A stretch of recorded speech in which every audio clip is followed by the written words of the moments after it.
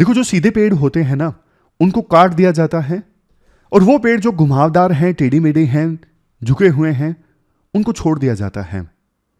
Public service के संदर्भ में ये बात बहुत ही ज्यादा एप्लीकेबल है। यूपीएससी ने इस पे क्वेश्चन पूछा था। जो ऑनेस्ट होते हैं, सिंसियर होते हैं, जो अपना काम ठीक से करते हैं, उनको देखो अनेकों चैलेंजेस का सामना करना पड़ता है सर्विस के दौरान। लेकिन देखो, वो जो करप्ट होते हैं, धोखेबाज होते हैं, वो कोई ना कोई तरीका ढूंढ लेते हैं सर्वाइवल का। वो एक ही जगह पे लगातार कई सालों तक बने रहते हैं, एक ही पोस्टिंग पे, लेकिन कोई उनका कुछ नहीं बिगाड़ पाता।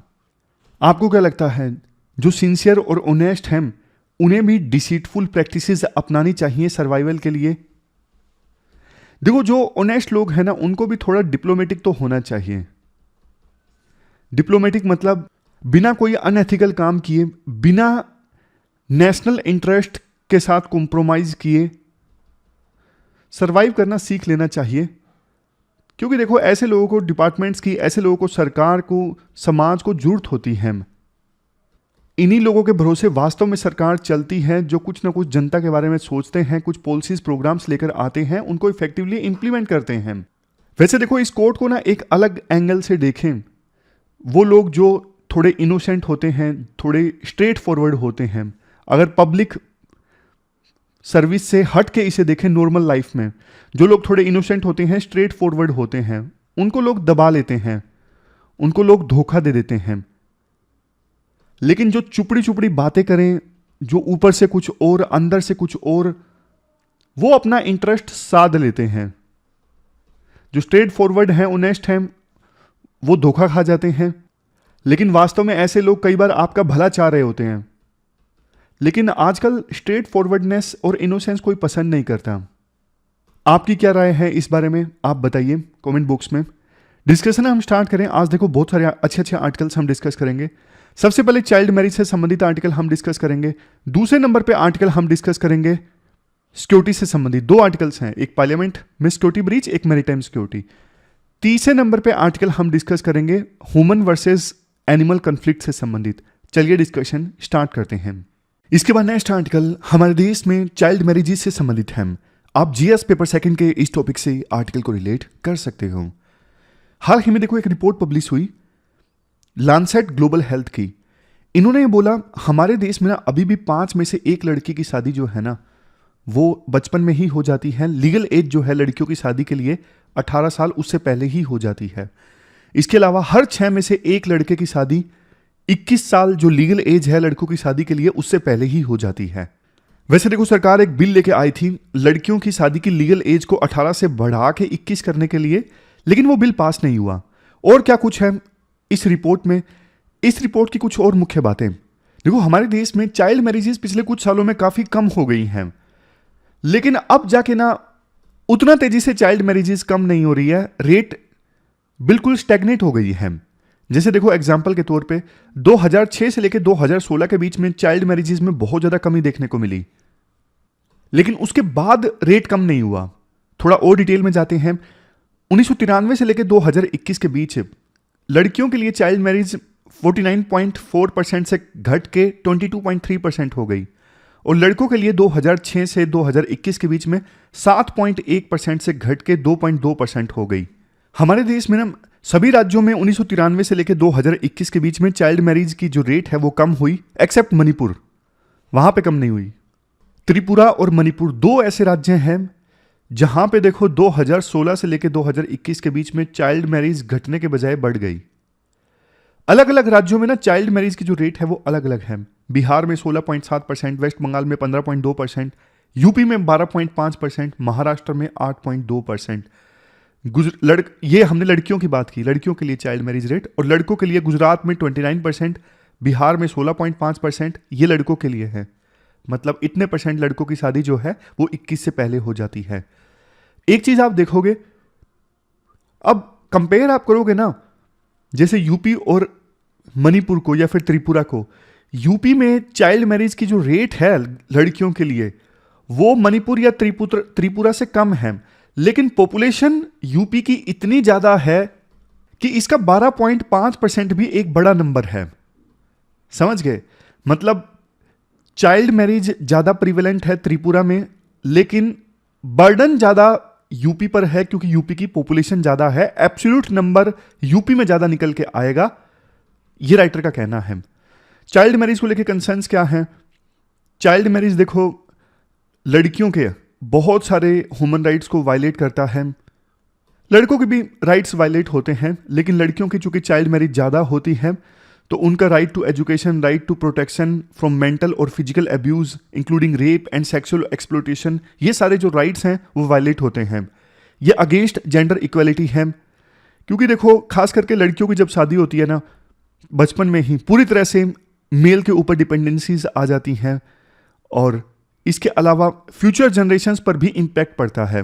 लड़की की बचपन में शादी हो गई, उसके बाद बचपन में ही लड़की प्रेग्नेंट हो गई, एज अभी भी 18 से कम है, तो जो बच्चे का जन्म होगा वो बच्चा स्वस्थ नहीं होगा, क्योंकि इतनी जल्दी कंसीव कर लिया लड़की ने, अभी एज 18 की भी नहीं हुई है। इससे इकोनॉमी पर भी नेगेटिव इम्पैक्ट पड़ता है। जल्दी लड़का लड़की शादी कर लेंगे तो उनमें स्किल्स नहीं होगी, नॉलेज नहीं होगी, जॉब अपॉर्चुनिटीज़ को वो हासिल नहीं कर पाएंगे, एक्सेस नहीं कर पाएंगे। इसके अलावा बच्चों की कैसे ख्याल रखना है जन्म होने के बाद, वो उनको पता नहीं होगा, फैमिली प्लानिंग वो ठीक से नहीं कर सकेंगे। तो सरकार ने बहुत सारे स्टेप्स लिए हैं चाइल्ड मैरिजेस को प्रिवेंट करने के लिए।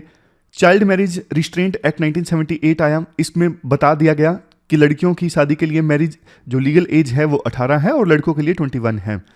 2006 में एक एक्ट आया, जितनी भी शादियां हमारे देश में होती हैं ना, उनको रजिस्टर करना जरूरी है, तभी वो मान्य होंगी।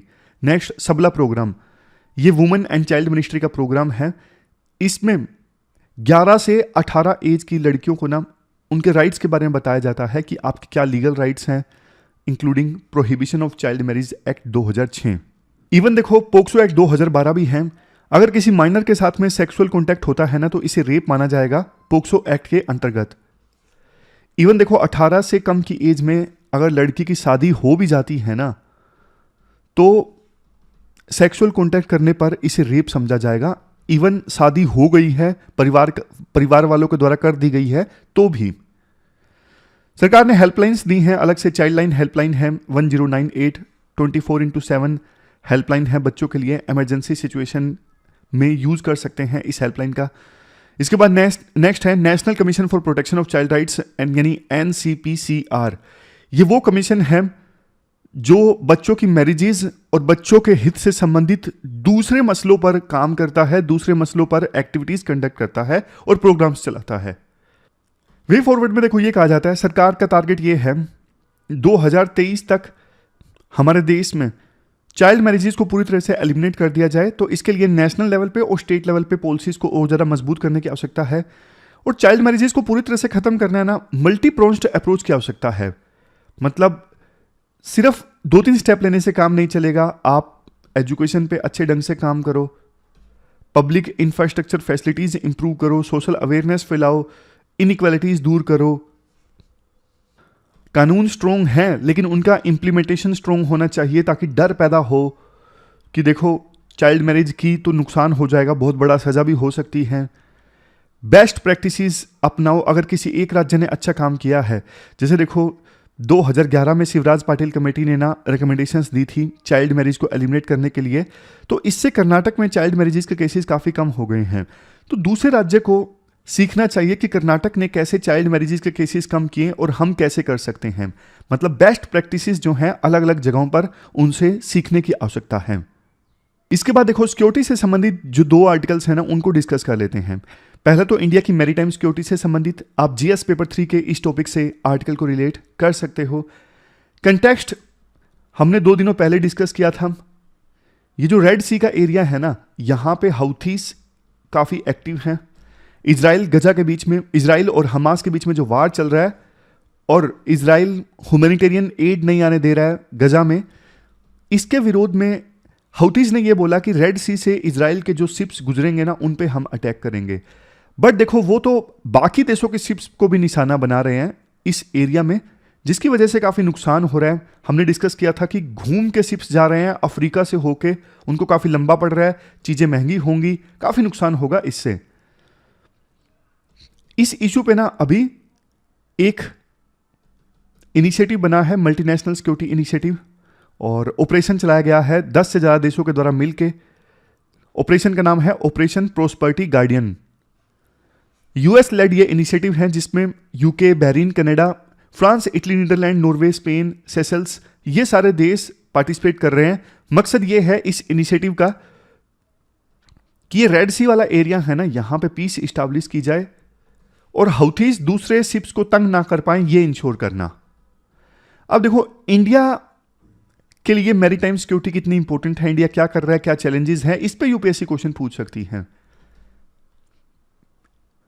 सबसे पहले बात करते हैं significance of maritime security for India. India की कोस्ट लाइन देखो बहुत बड़ी है, 7500 किलोमीटर के आसपास, और इसलिए इंडिया वल्नरेबल भी काफी है। मुंबई में हमला हुआ था 2008 में, टेररिस्ट कहां से आए थे, वाया सी रूट आए थे। Next, critical infrastructure. इंडिया का देखो क्रिटिकल इंफ्रास्ट्रक्चर है मैरीटाइम डोमेन में, जैसे अंडर सी केबल्स हैं जिनसे इंटरनेट चलता है, बहुत सारे एनर्जी रिसोर्सेज को हम एक्सप्लोर कर रहे हैं। तो अगर हमने मैरीटाइम सिक्योरिटी पर नहीं ध्यान दिया तो हमारा जो क्रिटिकल इंफ्रास्ट्रक्चर है वो खतरे में आ जाएगा। नेक्स्ट है मैरीटाइम ट्रेड। इंडिया देखो जो ट्रेड करता है ना, 90% बाय वॉल्यूम्स ट्रेड सी रूट से होता है, और वैल्यू के हिसाब से देखें तो इंडिया 70% जो ट्रेड है वो सी से करता है। और बात सिर्फ इंडिया की नहीं है, ज़्यादातर देश जिनके पास इतना बढ़िया कोस्ट है ना जैसा इंडिया के पास है, वो सी से ही ट्रेड करते हैं, सी रूट्स के थ्रू, जो कि सस्ता पड़ता है। तो इसलिए सी लेंस ऑफ कम्युनिकेशन को सिक्योर करना ये 21वीं शताब्दी का एक बहुत इंपॉर्टेंट इशू है, जिसपे इंडिया ने काफी बार कंसर्न्स भी रेज किए हैं G20 समेत दूसरे प्लेटफॉर्म्स पर। Next, geopolitical and geo strategic consideration. जैसे देखो इंडियन ओशन में चाइना जो है इंडिया को घेरने की कोशिश कर रहा है अपनी स्ट्रिंग ऑफ पल्स की थ्योरी से, स्ट्रेटजी से।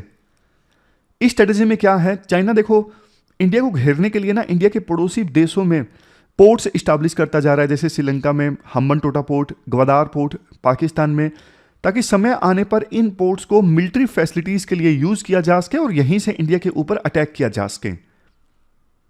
तो जियोपॉलिटिकल ऑब्जेक्टिव्स के लिए भी देखें तो मैरीटाइम सिक्योरिटी इंडिया के लिए बहुत सिग्निफिकेंट है। Next, exclusive economic zone. अब देखो इंडिया का जो कोस्ट है ये 200 नॉटिकल माइल्स तक का एरिया है ना, ये इंडिया का एक्सक्लूसिव इकोनॉमिक जोन है। यहां पे इंडिया के पास राइट है, एक्सक्लूसिव राइट है 200 नॉटिकल माइल्स तक के एरिया में सभी प्रकार के लिविंग या फिर नॉन लिविंग रिसोर्सेज को एक्सप्लोर करने का। यह है चाइना की स्ट्रिंग ऑफ पर्ल्स की स्ट्रेटेजी। ये तो ग्वादार पोर्ट, फिर मालदीव में पोर्ट, श्रीलंका में हम्बनटोटा पोर्ट, बांग्लादेश में, इस प्रकार से हमारे आस पड़ोस में ना हर जगह चाइना पोर्ट बनाता जा रहा है। समय आने पर इनको मिलिट्री पर्पजेस के लिए इस्तेमाल करेगा। नेक्स्ट, ब्लू क्राइम्स भी आजकल काफी ज्यादा हो रहे हैं, जैसे माइग्रेंट्स की स्मगलिंग, ड्रग्स की ट्रेडिंग, इलीगल जो गुड्स हैं उनकी स्मगलिंग। तो इन क्राइम्स को रोकने के लिए भी मैरीटाइम सिक्योरिटी पे ध्यान देना जरूरी है। कुछ अन्य अनकन्वेंशनल इश्यूज, जैसे देखो इलीगल फिशिंग है, पोल्यूशन है, इन्वायरमेंटल इश्यूज हैं, इन पर भी ध्यान देने के लिए मैरीटाइम सिक्योरिटी का पे फोकस जरूरी है। हमारे देश में मैरीटाइम सिक्योरिटी कैसे इंश्योर होती है? देखो इंडियन नेवी जो है वो इंटरनेशनल मैरीटाइम बाउंड्री को पेट्रोल करती है, यहां पे नजर रखती है, जबकि 200 नॉटिकल माइल्स के अंदर का जो एरिया है ना, यहां पे इंडिया का जो कोस्ट गार्ड है वो पेट्रोलिंग करता है। समझ गए?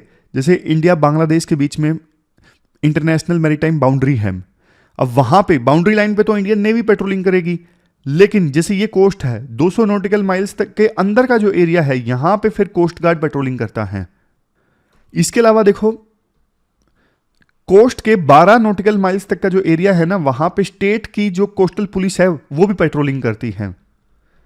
समझ गए? इंडियन कोस्ट गार्ड तो पूरा पेट्रोलिंग करता है 200 नॉटिकल माइल्स तक के एरिया में, लेकिन स्टेट की जो कोस्टल पुलिस है ना वो 12 नॉटिकल माइल्स तक के एरिया में पेट्रोलिंग करती है।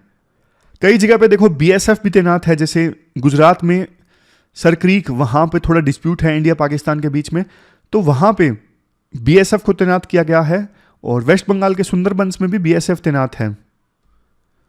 चैलेंजेस क्या हैं मैरीटाइम सिक्योरिटी के संदर्भ में?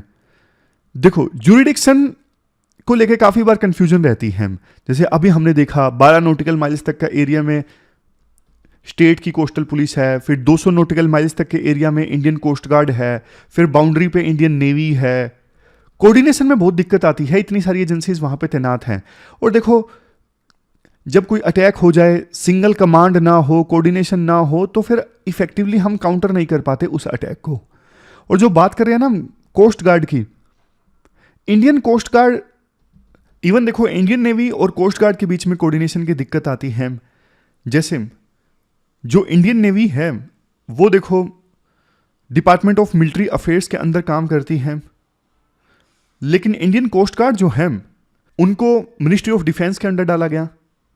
वैसे देखो डिपार्टमेंट ऑफ मिलिट्री अफेयर्स भी मिनिस्ट्री ऑफ डिफेंस के अंदर आता है, लेकिन अलग अलग डिपार्टमेंट्स हैं, तो इस वजह से ना कोऑर्डिनेशन नहीं हो पाता। इसके बाद देखो जो इंडियन कोस्ट गार्ड है ना, दुश्मन से लड़ना उसकी प्राइमरी ड्यूटी नहीं है। ये तो 200 नॉटिकल माइल्स तक के एरिया में कोई क्राइम हो, कोई और किसी को रेस्क्यू करना हो, मेनली उसके लिए ये बॉडी बनी थी इंडियन कोस्ट गार्ड। अदरवाइज देखो दूसरे देश के जो आतंकी हैं वो हमला करते हैं, तो शायद बेस्ट सूटेबल बॉडी नहीं है इंडियन कोस्ट गार्ड आतंकियों से लड़ने के लिए। या तो आप इस बॉडी को और ज़्यादा सक्षम बनाओ, कैपेबल बनाओ, और जो दूसरे इश्यूज हैं वो इस बॉडी से ले लो, दूसरे काम इस बॉडी से ले लो। इसके बाद देखो जो हमने पहले डिस्कस किया, ये सारे क्राइम्स बढ़ रहे हैं इंटरनेशनल वाटर में भी, piracy, drug trafficking, human smuggling, pollution, accidental mines, accidents, mines, closure of choke points, interstate conflicts और अलग अलग रीजन्स में टेरिटोरियल डिस्प्यूट्स। जैसे देखो चाइना और यूएस के बीच में टेंशंस हैं, ईस्ट चाइना सी में ताइवान को लेकर टेंशंस हैं, चाइना एग्रेशन दिखाता है, मिलिट्री आइलैंड्स को मिलिटराइज करता जा रहा है। इसके अलावा रेड सी में हमने देखा किस प्रकार से अभी हाउथीज के द्वारा अटैक किया जा रहा है शिप्स को, तो ये भी चैलेंजेस हैं। इंफ्रास्ट्रक्चर कंस्ट्रेंट्स हैं, जैसे देखो इंडिया में ना एक इंफॉर्मेशन फ्यूजन सेंटर है, इंफॉर्मेशन फ्यूजन सेंटर IUR।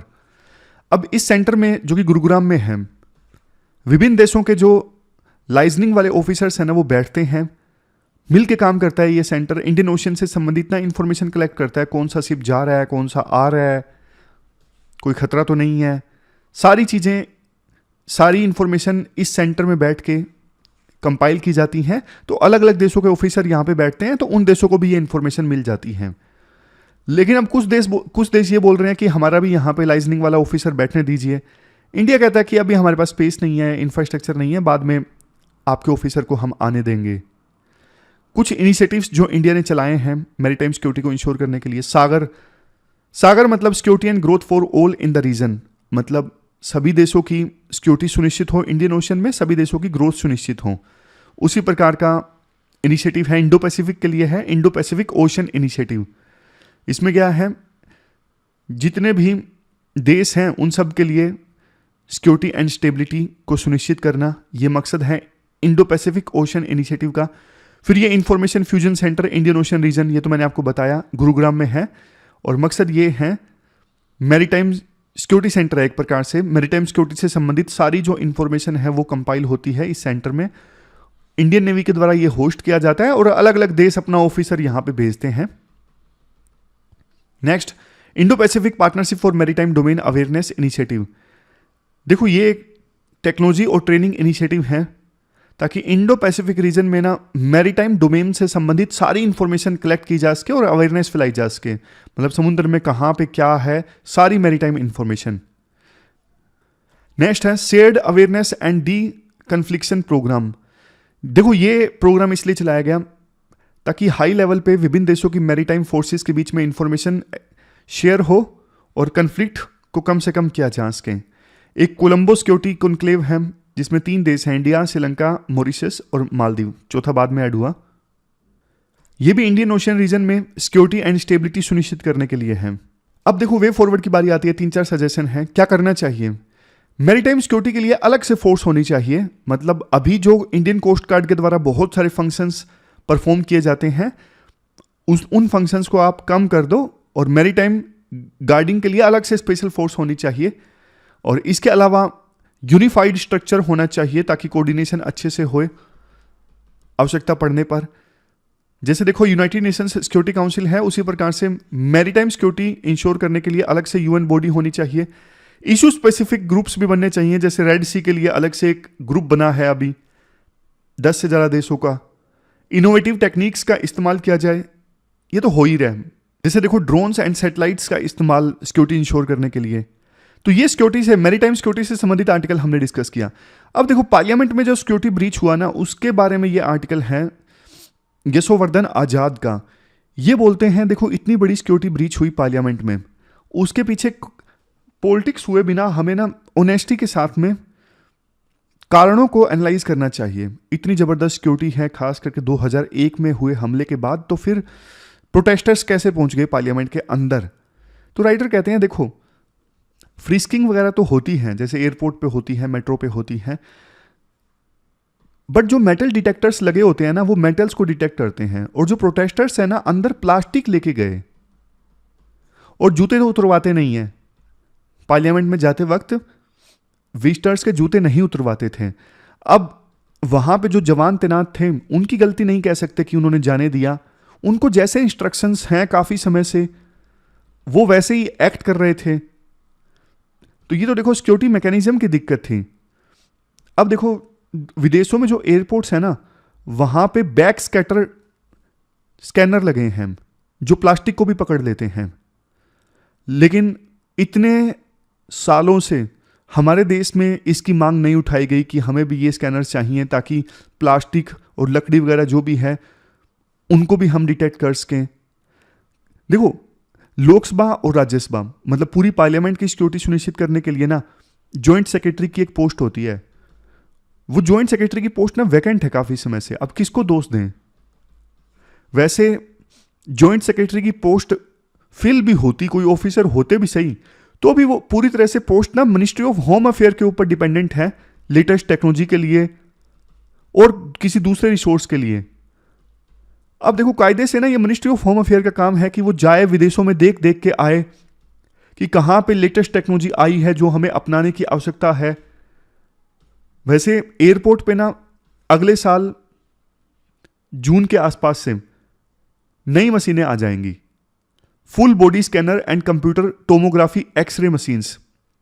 इसमें क्या होगा, एक तो हमें जो इलेक्ट्रॉनिक आइटम्स एयरपोर्ट पे अलग से रखने पड़ते हैं, पूरी स्कैनिंग अच्छे से नहीं हो पाती, ज़बरदस्त स्क्रीनिंग होती है, फ्रिस्किंग होती है, वो सब कम हो जाएगी क्योंकि मशीन सब कुछ स्कैन कर लेगी अच्छे से, कुछ भी नहीं छोड़ेगी। ये मशीन्स देखो इतनी एक्सपेंसिव नहीं है, पार्लियामेंट की सुनिश्चित के लिए ये आसानी से खरीदी जा सकती थी, लेकिन ऐसा नहीं हुआ। सिक्योरिटी लैब्स तो है। देखो ये सरकार का काम है, ये सिक्योरिटी ऑफिशियल्स का काम है कि आप देखना मॉडर्न इरा में कौन से थ्रेट्स इमर्ज हो रहे हैं, विदेशों से भी लेसन सीखने की आवश्यकता होती है, उस पर प्रोएक्टिवली एक्ट करना होता है, ना कि जब कुछ हो जाए तो उसके बाद एक्ट करना। सरकार को ना ये इशू बहुत ज़्यादा सीरियसनेस के साथ में लेना चाहिए। अगर देखो वहां पे प्रधानमंत्री मौजूद होते तो एसपीजी सिक्योरिटी है उनकी, तो एसपीजी ऑफिशियल्स हरकत में आ जाते, शायद वो फायर भी कर देते उनके ऊपर जिन्होंने एंटर किया। और देखो वहां पे जो मार्शल्स मौजूद होते हैं ना हाउस के अंदर, उन्होंने भी कोई एकदम से एक्शन नहीं लिया, बल्कि जो एमपीज हैं उन्होंने इंट्रूडर्स को पकड़ा। ये हैरानी वाली बात है। कम से कम जब एकदम से विजिटर्स गैलरी में आए, सदन में आए कूद के, तो उस समय मार्शल्स को एक्टिव हो जाना चाहिए था, बट वो एक्टिव नहीं हुए। लास्ट में राइटर ये बोलते हैं देखो उस एमपी को दोष देना जिसने पास दिया वो सॉल्यूशन नहीं है, क्योंकि राइटर कहते हैं कि देखो पास देने की परंपरा 1952 से चल रही है और एमपीज पास लिबरली देते हैं। और इवन बैकग्राउंड चेक करना भी इतना आसान नहीं है, इतना जल्दी 1-2 दिन में कोई एमपी बैकग्राउंड चेक करे, ये आसान नहीं है, पॉसिबल नहीं है। सिक्योरिटी एंगल से क्लियर होना चाहिए हर एक वो पर्सन जो पार्लियामेंट के अंदर दाखिल हो रहा है, उसमें हम फेल हो गए। लेकिन इससे बड़ा सबक लेते हुए अब सिक्योरिटी एजेंसीज को एक्टिव हो जाना चाहिए, प्रोएक्टिवली देखना चाहिए कहां पे सिक्योरिटी लैब्स हैं, उसको कैसे फिल किया जा सकता है। तो ये पूरा आर्टिकल हमने डिस्कस किया सिक्योरिटी से संबंधित। इसके बाद next article rising human animal conflict से संबंधित है। आप जीएस पेपर 3 के इस टॉपिक से आर्टिकल को रिलेट कर सकते हो। हाल ही में देखो खबर आई, मैसूरू एंड चामराजनगर डिस्ट्रिक्ट्स जो कर्नाटक में है, यहां पे 5 लोगों की डेथ हो गई पिछले 3 महीनों में, क्योंकि देखो यहां पे ना टाइगर्स की संख्या इंक्रीज हो गई है। फॉरेस्ट ऑफिशियल्स का ये कहना है देखो ये जो कन्फ्लिक्ट है ना मैन और टाइगर्स के बीच में इंक्रीज हुए हैं, क्योंकि टाइगर्स के बीच में आपस में फाइट देखने को मिलती है। फिर फाइट हारने के बाद कुछ जो टाइगर्स हैं उनको अपना एरिया छोड़ के जाना पड़ता है और वो फॉरेस्ट से बाहर कई बार आ जाते हैं। इसके अलावा देखो एक टाइगर ने ना पिछले दिनों की ये बात है, बांदीपुर टाइगर रिजर्व में 54 साल के एक ट्राइबल मैन को टाइगर ने मार दिया था। वो जंगल में गए थे फोडर कलेक्ट करने के लिए अपनी बकरियों के लिए। तो ये जो इशू है ना मैन वर्सेस एनिमल कन्फ्लिक्ट का, इसको हम डिटेल से समझते हैं।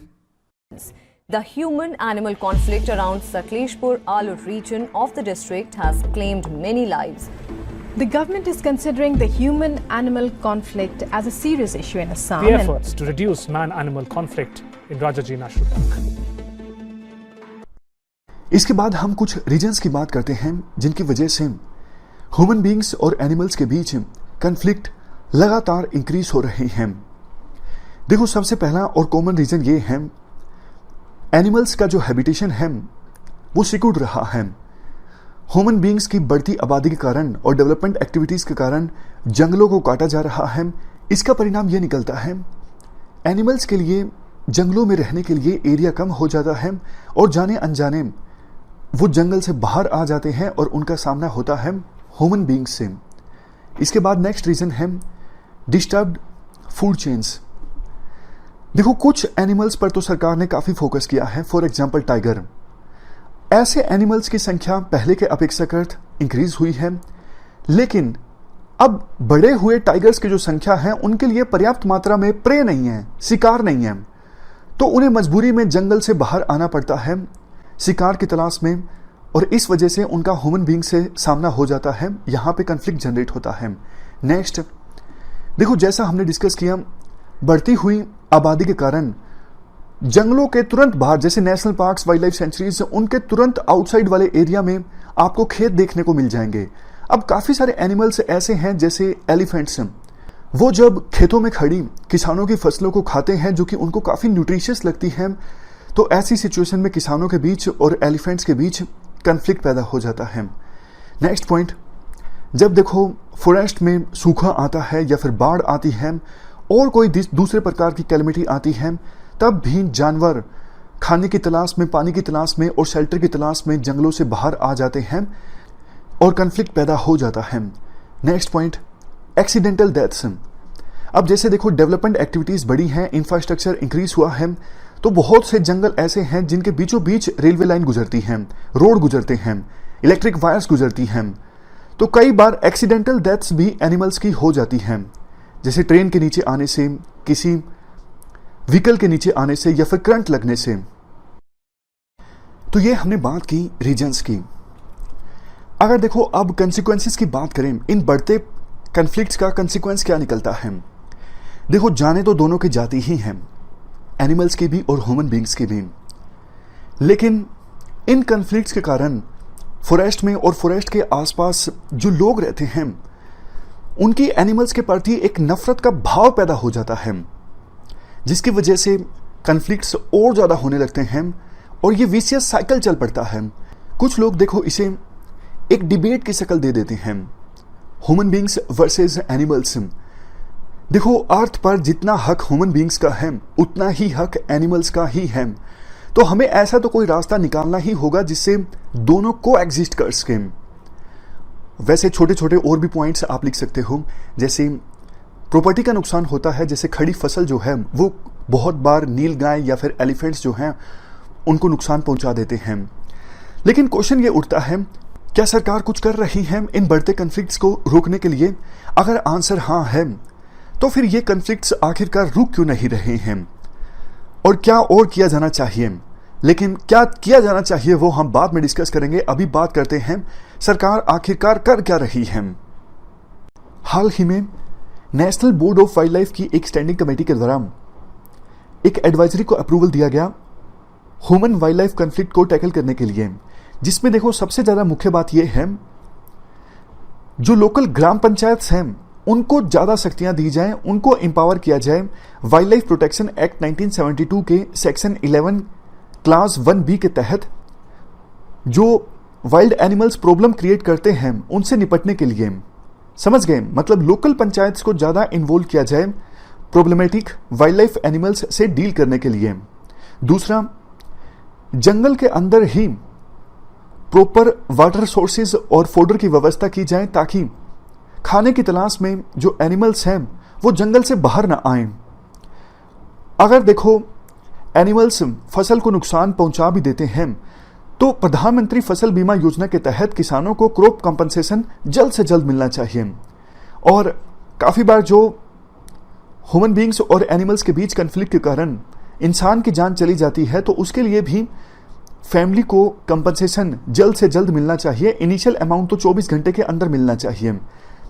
देखो, इंसान तो वापस नहीं आ सकता, लेकिन कंपनसेशन की रकम अगर तुरंत मिलती है 24 घंटे के अंदर तो थोड़ा सा जख्म जो है वो जरूर भरा जा सकता है।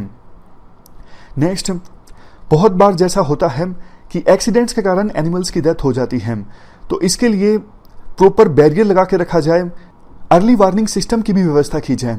इसके अलावा देखो एडवाइजरी में और छोटे छोटे बहुत सारे पॉइंट्स हैं, जैसे फॉरेस्ट डिपार्टमेंट उन स्पॉट्स की, उन लोकेशंस की पहचान करे जहां पे पास्ट में एनिमल्स और मैन के बीच कन्फ्लिक्ट हुए हैं, क्योंकि उन लोकेशंस पर आगे भी कन्फ्लिक्ट हो सकते हैं। नेक्स्ट, गांव वालों में प्रॉपर टोल फ्री नंबर को प्रचारित किया जाए ताकि कभी भी उन्हें कोई एनिमल दिखे जो फॉरेस्ट से बाहर आ गया है, जिनसे इंसान को खतरा है, तो फॉरेस्ट डिपार्टमेंट को इसके बारे में जल्द से जल्द सूचित किया जाए। तो ये जो एडवाइजरी थी इसे अब अप्रूवल दे दिया गया है national board of wild life की स्टैंडिंग कमेटी के द्वारा। इसके अलावा भी देखो एक national wild life action plan है 2017 से लेके 2031 तक के लिए। इस national wild life action plan में भी काफ़ी सारी गाइडलाइंस दी गई हैं ह्यूमन वाइल्ड लाइफ कन्फ्लिक्ट को कम करने के लिए। इस एक्शन प्लान में सबसे मुख्य गाइडलाइन तो ये है, ह्यूमन वाइल्ड लाइफ कन्फ्लिक्ट जहाँ पर भी होता है उसका एक डेटाबेस मेंटेन किया जाए। ये डेटाबेस स्टेट लेवल पर, रीजनल लेवल पर और नेशनल लेवल पर अलग अलग मेंटेन किया जाए। और देखो, जैसा हमने डिस्कस किया था कि बहुत बार कुछ एनिमल्स की पॉपुलेशन काफ़ी ज़्यादा बढ़ जाती है, तो एनिमल्स की जो पॉपुलेशन है वो साइंटिफिक ढंग से मैनेज की जाए, लैंड यूज प्रैक्टिस जो है वो भी साइंटिफिक ढंग से मैनेज की जाए। इसके साथ साथ कम्युनिटीज़ को इन्वॉल्व करना ह्यूमन बींग्स और एनिमल्स के बीच कन्फ्लिक्ट को टैकल करने के लिए वो सबसे ज़्यादा इफेक्टिव साबित होता है। तो इसके लिए देखो कम्युनिटीज़ में अवेयरनेस फैलाई जाए, एजुकेशनल प्रोग्राम चलाए जाएं। जैसे शेरनी मूवी में दिखाया गया है, वन मित्र जो हैं वो मदद करते हैं टाइगर्स को सेव करने में। उसी प्रकार से देखो रियल लाइफ में भी बहुत सारी ऐसी लोकल कम्युनिटीज़ हैं जिन्होंने एनिमल्स को बचाने में अहम भूमिका निभाई है। जैसे कान्हा नेशनल पार्क में बेगास की जो कम्युनिटी है उन्होंने इंपॉर्टेंट रोल प्ले किया है। सोलिगास इन बीआरटी टाइगर रिजर्व और बिश्नोई ट्राइब ऑफ राजस्थान, ये वो ट्राइब्स हैं, वो कम्युनिटीज़ हैं जिन्होंने एनिमल्स को प्रिजर्व करने में बहुत अच्छा काम किया है। वैसे देखो अगर कुछ एनिमल्स की संख्या बहुत ज़्यादा ही बढ़ जाती है, जैसे वाइल्ड बोर और नील गाय इन बिहार और मंकीज इन हिमाचल प्रदेश, तो वाइल्ड लाइफ प्रोटेक्शन एक्ट 1972 में प्रोविजन है उन एनिमल्स को वर्मिन डिक्लेयर किया जा सकता है, यानी बाद में उनको मारने पर फिर सजा नहीं होगी कुछ समय तक। मास स्टेरिलाइजेशन ड्राइव भी चलाया जा सकता है ताकि एनिमल्स की संख्या, कुछ एनिमल्स की संख्या अगर बहुत ज़्यादा बढ़ चुकी है तो उनकी पॉपुलेशन ग्रोथ को कंट्रोल किया जा सके। वैसे नेशनल ग्रीन ट्रिब्यूनल ने ministry of environment and forest conservation को ये कहा था कि आप कंसीडर कीजिए जहाँ जहाँ पे एलिफेंट कॉरिडोर है इंडिया में उनको इको सेंसिटिव जोन्स डिक्लेयर कर दिया जाए। तो मतलब कहने का ये है सरकार अपनी तरफ से प्रयास कर रही है ह्यूमन और वाइल्ड लाइफ के बीच कन्फ्लिक्ट को कम करने के लिए, लेकिन और भी बहुत कुछ किया जाना बाकी है। क्या कुछ और किया जा सकता है? सबसे पहले तो देखो हमें ह्यूमन वाइल्ड लाइफ कन्फ्लिक्ट का सोर्स पहचानना होगा। देखो ह्यूमन वाइल्ड लाइफ कन्फ्लिक्ट का जो सोर्स है वो ह्यूमन बींग्स हैं, एनिमल्स नहीं हैं। क्यों? देखो ह्यूमंस की पॉपुलेशन बढ़ी है, एनिमल्स की पॉपुलेशन तो पहले के अपेक्षाकृत बल्कि कम हुई है। तो इस कन्फ्लिक्ट के लिए आप बताइए कौन दोषी हैं? ह्यूमन बींग्स दोषी हैं। दूसरा, कम्युनिटी सेंट्रिक मैनेजमेंट और कंजर्वेशन पे हमें ध्यान देना होगा। जैसा हमने पहले भी डिस्कस किया कि कुछ नेशनल पार्क्स और वाइल्ड लाइफ सेंचुरीज में और आसपास लोकल कमिटीज ने एनिमल्स के कंजर्वेशन में इंपॉर्टेंट रोल प्ले किया है, तो बाकी जगहों पर भी इन एग्जाम्पल्स को हमें रेप्लिकेट करना होगा। और एनिमल्स को कंजर्व करने के लिए हमें लैंडस्केप लेवल मैनेजमेंट की स्ट्रेटजी अपनानी होगी। लैंडस्केप लेवल स्ट्रेटजी में क्या होता है, काफ़ी सारे स्टेक होल्डर्स को, प्रोसेसेस को, रिसोर्सेज को इंटीग्रेटेड मैनर में मैनेज किया जाता है, ताकि एनिमल्स, फॉरेस्ट और फॉरेस्ट में या फिर आसपास जो विलेजर्स रहते हैं सबके हितों का ध्यान रखा जा सके, सबके इंटरेस्ट को प्रोटेक्ट किया जा सके। नेक्स्ट, वैसे देखो सरकार ने प्रयास किए हैं अवेयरनेस फैलाने के, लेकिन अभी भी बहुत बार ऐसा देखा जाता है कि विलेजर्स में अवेयरनेस का अभाव होता है, डर जाते हैं वो एनिमल्स के आने से और एकदम से एनिमल्स पर हमला कर देते हैं। अगर वो टाइमली फॉरेस्ट डिपार्टमेंट को सूचित करें तो एनिमल्स की भी जान बचाई जा सकती है, बल्कि एनिमल्स को रोका भी जा सकता है ह्यूमन बींग्स को नुकसान पहुंचाने से पहले। नेक्स्ट पॉइंट, लेटेस्ट टेक्नोलॉजी का सहारा लिया जाए 24/7 मॉनिटरिंग के लिए। एनिमल्स के आने, एक फॉरेस्ट से दूसरे फॉरेस्ट के बीच जाने के लिए जो कॉरिडोर होते हैं उनको मैनेज करने के लिए, फ्रंटलाइन कैपेसिटी को इन्हेंस करने के लिए। कुछ वाइल्ड लाइफ एक्सपर्ट्स का ये मानना है अभी भी हमारे देश में फॉरेस्ट पर्सनल जो हैं पुरानी टेक्नोलॉजी का इस्तेमाल करते हैं, पुराने ढंग से ट्रैंकुलाइजर्स का इस्तेमाल करते हैं जानवरों को पकड़ने के लिए, जबकि दूसरे देशों में काफ़ी लेटेस्ट टेक्नोलॉजीज वो अडोप्ट कर चुके हैं। तो इंडिया को यहाँ से सीखने की आवश्यकता है। सबसे लास्ट में पॉइंट ये दिया जाता है, बहुत बार देखो जैसे एलिफेंट्स की डेथ हो जाती है ट्रेन के नीचे आने से या फिर करंट लगने से, और भी जानवरों की डेथ हो जाती है। तो इंफ्रास्ट्रक्चर को इस प्रकार से प्लान किया जाए कि वो एनिमल्स के रास्ते में ना आए, और अगर जरूरी है तो फिर प्रॉपर बैरियर इस्टेब्लिश किए जाएं ताकि एनिमल्स की डेथ इस प्रकार से ना हो ह्यूमन इस्टेब्लिश्ड इंफ्रास्ट्रक्चर की चपेटे में आने से। तो इस वीडियो में हमने ह्यूमन वाइल्ड लाइफ कॉन्फ्लिक्ट को डिटेल से डिस्कस किया। Thank you very much for discussion. Last में देखो क्वेश्चंस देख लीजिए जो आपको अटेम्प्ट करने हैं। ये 2 क्वेश्चंस आपको अटेम्प्ट करने हैं। पहला तो देखो यूपीएससी ने पूछा था 2014 में, मैरीटाइम सिक्योरिटी से संबंधित ये क्वेश्चन है, और दूसरा ह्यूमन वाइल्ड लाइफ कॉन्फ्लिक्ट से संबंधित ये क्वेश्चन है। दोनों क्वेश्चंस का आंसर आप दे सकते हो pwonlyis.com पे जाके। तो हमारी आज की इस डिस्कशन में इतना ही है। कैसे लगी आपको डिस्कशन आप बताइए कमेंट बॉक्स में। फिर मिलते हैं कल एक नई डिस्कशन के साथ। तब तक के लिए thank you very much for discussion.